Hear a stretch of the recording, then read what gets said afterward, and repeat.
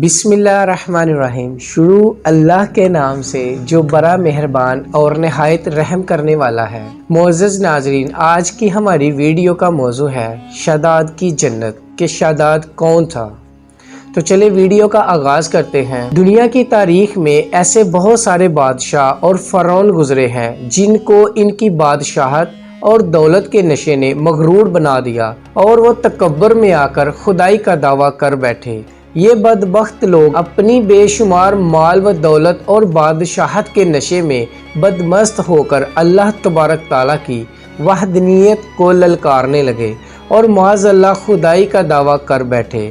اس کے باوجود بھی اللہ تبارک تعالیٰ نے ان کی طرف بے شمار انبیاء کرام کو مبعوث فرمایا اور ان کو ہدایت کی طرف بلایا، لیکن یہ بدبخت لوگ اپنی سرکشی اور انا پر اڑے رہے اور اللہ تبارک تعالیٰ کی وحدانیت کا انکار کرتے رہے۔ پھر جب یہ لوگ قابل ہدایت نہ رہے تو اللہ تبارک تعالیٰ نے ان بدبخت لوگوں کو عبرت کا نشانہ بنایا اور ان لوگوں کو تباہ و برباد کر کے رکھ دیا اور ان لوگوں کے نام و نشان کو صفحہ ہستی سے مٹا دیا۔ اللہ تبارک تعالیٰ نے ان جھوٹے خدائی کے دعوے داروں کو ایسی عبرت ناک موت دی کہ آج بھی لوگ ان سے عبرت حاصل کرتے ہیں۔ پیارے دوستو، خدائی کا دعویٰ کرنے والے بدبختوں میں سے ایک بدبخت شداد بھی تھا جس نے اللہ تبارک تعالیٰ کی وحدانیت کو للکارا اور سرکش اور نافرمان ہو گیا۔ پیارے دوستو، شداد کون تھا اور کس طرح اس نے اللہ تبارک تعالیٰ کی نافرمانی کی اور خدائی کا دعویٰ کیا اور کس طرح اس نے دنیا میں اپنی جنت تیار کی اور اس کی بنائی جانے والی جنت کتنے سالوں میں تیار ہوئی اور پھر اللہ تبارک تعالیٰ نے اس بدبخت کو کس طرح دنیا کے لیے عبرت کا نشانہ بنایا۔ اس بدبخت کا انجام کیا ہوا اور کس طرح ملک الموت علیہ السلام نے دردناک طریقے سے اس کی روح قبض کی۔ ارے دوستو، ان تمام تر سوالات کے جوابات قرآن و حدیث کی روشنی میں آج کی اس ویڈیو میں ہم آپ کو بتائیں گے، لہٰذا آپ سے گزارش ہے کہ ہماری اس ویڈیو کو اینڈ تک ضرور دیکھیے گا۔ دوستو، شداد اس قوم کی نسل میں سے تھا جو دنیا کے سب سے طاقتور ترین قوم تھی، جس کو قوم عاد کہا جاتا ہے۔ اس قوم کے بارے میں اللہ تبارک تعالیٰ قرآن پاک میں ارشاد فرماتا ہے کہ ان کے جیسی قوم نہ اللہ تبارک تعالیٰ نے ان سے پہلے پیدا کی اور نہ ہی ان کے بعد کسی قوم کو پیدا کیا۔ قوم عاد احقاف کے اندر آباد تھی۔ احقاف ایسی جگہ تھی جہاں ریت کے بہت ہی بلند و بالا ٹیلے تھے اور احقاف کا یہ علاقہ یمن اور عمان کے درمیان بکھرا ہوا تھا۔ اس علاقے کے اندر قوم عاد 8500 سال پہلے آباد تھے۔ اس قوم پر اللہ تبارک تعالیٰ کا یہ خاص کرم تھا کہ اللہ تبارک تعالیٰ نے اس قوم کو دنیا کی سب سے طاقتور قوم بنایا تھا۔ اس کے ساتھ ساتھ اللہ تبارک تعالیٰ نے اس قوم کو سرسبز و شاداب باغات اور وافر مقدار میں کھیت عطا فرمائے تھے۔ اس قوم کے پاس بے شمار جانور تھے اور وہ پینے کے لیے میٹھا پانی تھا۔ اس کے علاوہ بھی اللہ تبارک تعالیٰ نے اس قوم کو بے شمار نعمتوں سے نوازا تھا، چنانچہ اس قدر مال و دولت اور نعمتوں کی فراوانی کی وجہ سے یہ قوم بھٹک گئی اور اللہ تبارک تعالیٰ کی نافرمان قوم ہو گئی اور یہ باغی ہو گئے۔ ان کی ہدایت کے لیے اللہ تبارک تعالیٰ نے حضرت ہود علیہ السلام کو ان کی طرف مبعوث فرمایا۔ حضرت ہود علیہ السلام اس قوم کو اللہ تبارک تعالیٰ کے حکم سے تبلیغ کرنے لگے اور اللہ تبارک تعالیٰ کی وحدانیت کی طرف بلانے لگے، لیکن یہ قوم اپنے کفر و شرک سے باز نہ آئی اور حضرت ہود علیہ السلام کا مذاق اڑانے لگے۔ شداد جو کہ اسی قوم کی نسل میں سے تھا، وہ اس قوم کا بادشاہ تھا اور یہ 2 بھائی تھے۔ روایات میں آتا ہے کہ ایک کا نام شداد تھا اور ایک کا نام شدید تھا۔ شدید پہلے بادشاہ بنا اور وہ فوت ہو گیا۔ اس کے فوت ہو جانے کے بعد شداد نے حکومت سنبھالی اور اس طرح یہ دنیا کی سب سے طاقتور قوم عاد کا بادشاہ بن گیا۔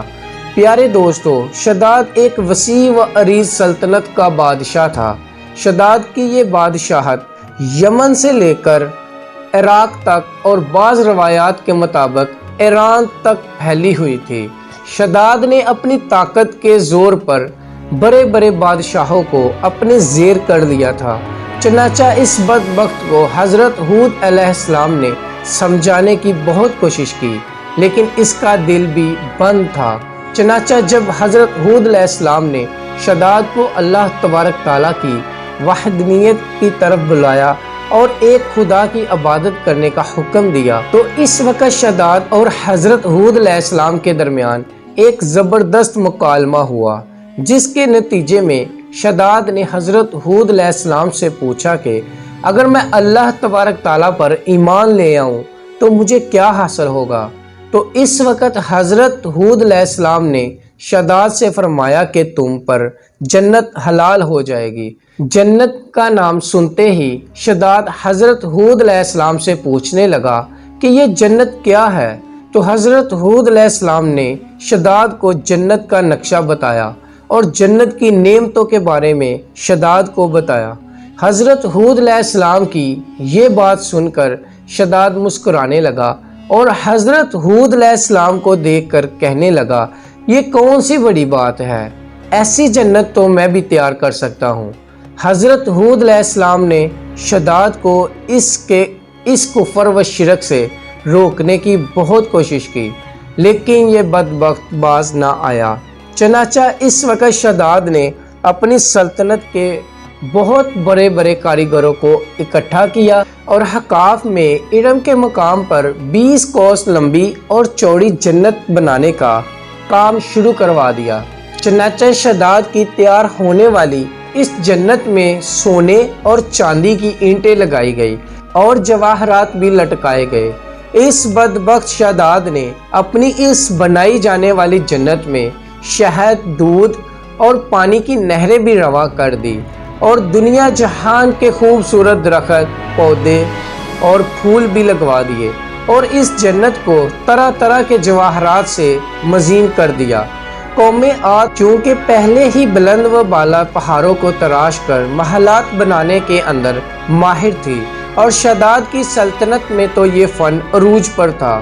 چنانچہ ریت کے ان بلند و بالا ٹیلوں پر بہت بڑے بڑے ستون کھڑے کر دیے گئے اور ان بلند ستونوں پر بڑی بڑی سونے اور چاندی کی عمارتیں بنا دی گئی۔ شداد نے یہ فیصلہ کیا تھا کہ جب تک اس کی بنائی جانے والی جنت تیار نہ ہوگی، اس وقت تک وہ اپنی جنت کے اندر قدم نہیں رکھے گا۔ چنانچہ شداد کے حکم کے مطابق جنت تیار ہونے لگی اور شداد نے اپنے محل کے اندر بے صبری کے ساتھ جنت کا کام مکمل ہونے کا انتظار کرنے لگا۔ شداد کی اس جنت کو تیار ہونے میں 12 سال لگے۔ 12 سال کے اندر جب یہ جنت مکمل تیار ہو گئی اور اس کو طرح طرح کے ہیرے جواہرات سے مزین کر دیا گیا اور طرح طرح کی خوبصورتی سے مزین کر دیا گیا، تو اس وقت شداد کو اس کی جنت کے تیار ہونے کا پیغام پہنچا دیا گیا۔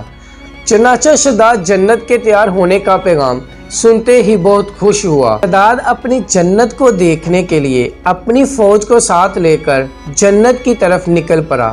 چنانچہ شداد ابھی جنت کے دروازے پر پہنچا ہی تھا کہ اس نے اپنے سامنے ایک شخص کو کھڑا دیکھا۔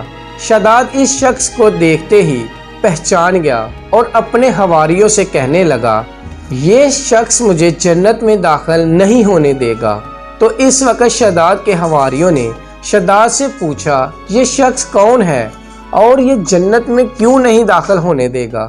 تو اس وقت شداد نے اپنے حواریوں سے کہا کہ یہ ملک الموت علیہ السلام ہے، جو کہ میری روح قبض کرنے کے لیے آئے ہیں اور یہ مجھے جنت میں داخل نہیں ہونے دیں گے۔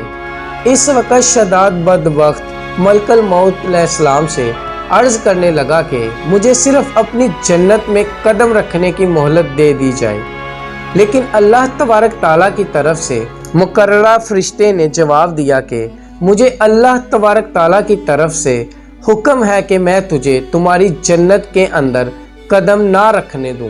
شداد ملک الموت علیہ السلام کے سامنے بہت رویا اور گر گرایا، لیکن ملک الموت علیہ السلام نے اللہ تبارک تعالیٰ کے حکم کی تکمیل کرتے ہوئے شداد کی روح قبض کر لی۔